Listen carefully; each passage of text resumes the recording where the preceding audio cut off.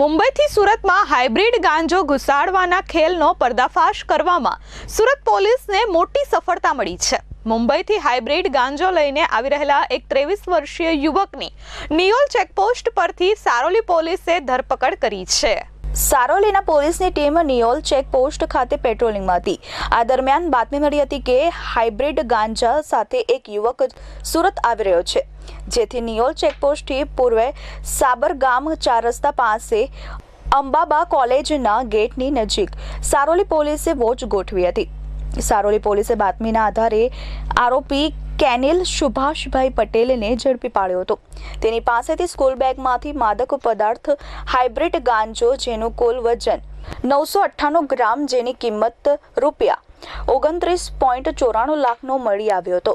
હાલ તો સારોલી પોલીસ દ્વારા કેનિલ પટેલની ધરપકડ કરવામાં આવી છે।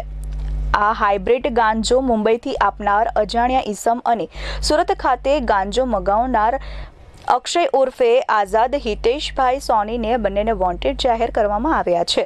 સારોલી પોલીસ દ્વારા 29.94 લાખનો 998 ગ્રામ હાઇબ્રિડ ગાંજો 10,000નો એક મોબાઈલ ફોન મળી કુલ 30 લાખથી વધુનો મુદ્દામાલ કબજે કરવામાં આવ્યો છે। મુંબઈથી સુરતમાં હાઇબ્રિડ ગાંજો ઘુસાડવાના મોટા ખેલનો સારોલી પોલીસ દ્વારા પર્દાફાશ કરવામાં આવ્યો છે। આ સમગ્ર ખેલમાં કોણ સામેલ છે તે અંગે પણ વધુ તપાસ સારોલી પોલીસ દ્વારા કરવામાં આવી રહી છે। Bureau report S24 news Surat.